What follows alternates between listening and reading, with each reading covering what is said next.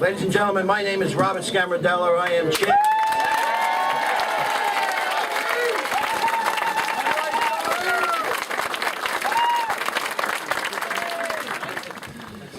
Now, ladies and gentlemen, I'd like to let you in on a little secret and also tell you about a little surprise. The secret is what Deputy Borough President Ed Burke told me a year ago. He said that I should seek the party chairmanship, and he told me the job was, 1, very easy, and you rarely get phone calls. 2, there are no surprises. 3, the press, particularly the New York Times, trip over themselves to make your life easier. 4, everyone is a pleasure to deal with, and there never are any disagreements. And 5, don't concern yourself with the presidential race. It's going to be non-contentious and over by Christmas 2011. Now the surprise. Eddie had a cup of coffee earlier, and I spiked it with time-delayed arsenic. Eddie will go into severe convulsions in about an hour. Ladies and gentlemen, I will soon call upon the titular head of our party, Congressman Michael Grimm. It was through his efforts and leadership that our party experienced a resounding rebound in 2010.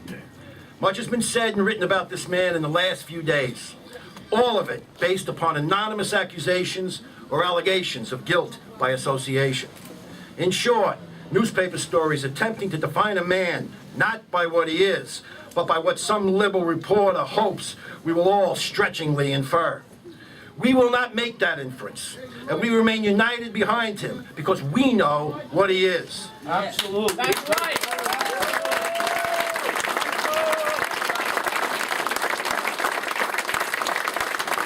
He is a lawyer, he is an accountant, he is a combat veteran, he's an FBI agent, and he is a United States Congressman who has served this country in the House of Representatives with effectiveness, honor, and distinction. Ladies and gentlemen, to officially open our new headquarters, I present the Honorable Michael Grimm.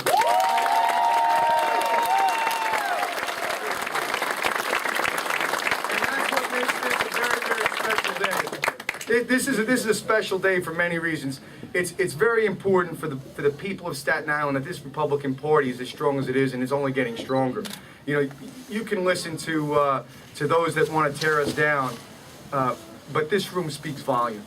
This room, the energy in this room, the passion in this room, the love of country in this room is unparalleled anywhere in the United States, and I am just very, very proud of that, and I'm very proud of you. But I want to talk a little bit about my life and my experiences and why people do the things they do. But before I do that, I got to tell you a cute little story. You know I have the little dog, Sebastian, right? Street name Muggsy, right? He's here somewhere. Well, Friday, I'm getting ready to leave Washington to come back. And that's him. Almost on cue. He sneaks around the couch in my office, and he goes behind the desk where the staff can't see him, and he leaps with fangs out and tries to bite the mailman right on the butt. So my staff is mortified. They grab him, he's growling, and they try. You gotta remember, he's 8 pounds. Okay, and he's coming at him, and they pull him away, and they're so upset. And I look, and I told my staff, it's okay. Sebastian thought that he was delivering the New York Times.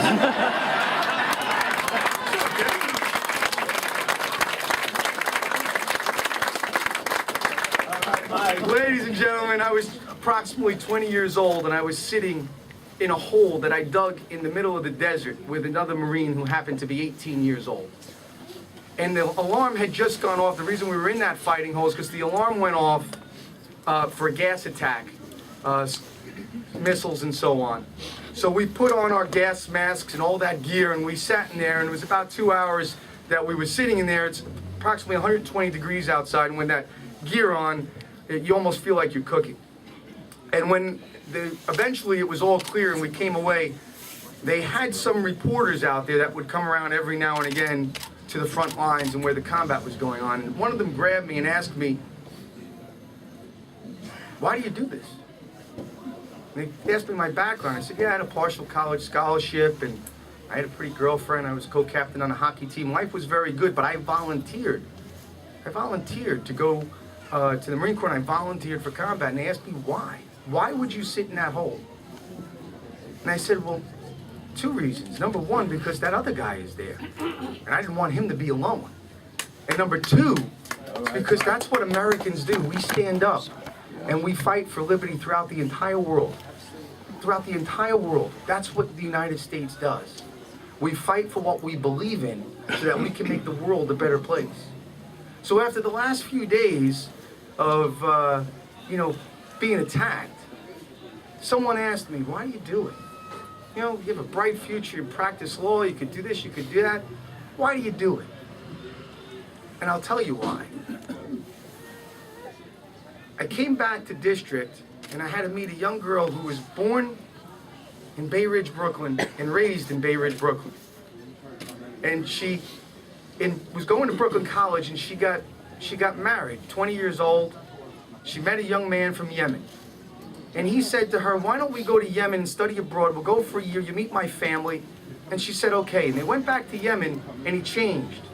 And he became possessive.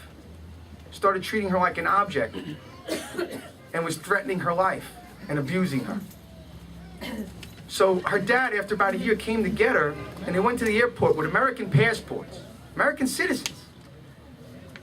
And they wouldn't let her leave. They said restricted. Her husband put a restriction on her ability to exit the country.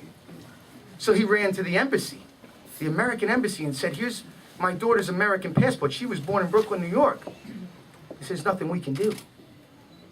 5 times he went to that embassy, nothing we can do.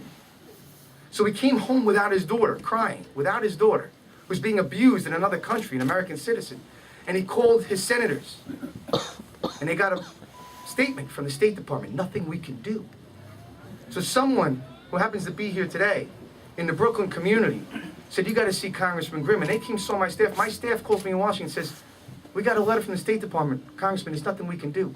I said, nothing we can do. I said, nonsense. If I have to get on a plane to Yemen myself, we're bringing our girl home. She's an American citizen. And we started calling every ambassador, every embassy. We called Yemen, and I told them, I'm coming to Yemen, and I'm getting my American citizen.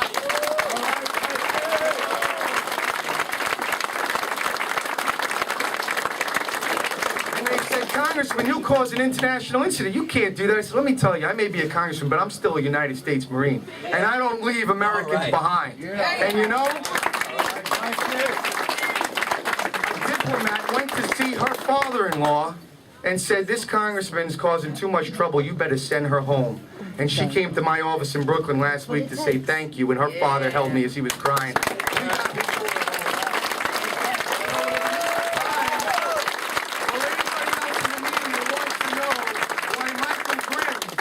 Serves in Congress, that's why. Because we fight for this community. We fight to lower tolls on Staten Island. We fight to get better health care for Staten Island. We fight the uphill battle that others won't fight. And that's what the Republican Party stands for. It's not just fighting the fight when it's easy. It's fighting the fight all the time, even when no one's watching and when you're not getting any credit for it. It's about bringing people's daughters home. That's what we do. That's what they do every day.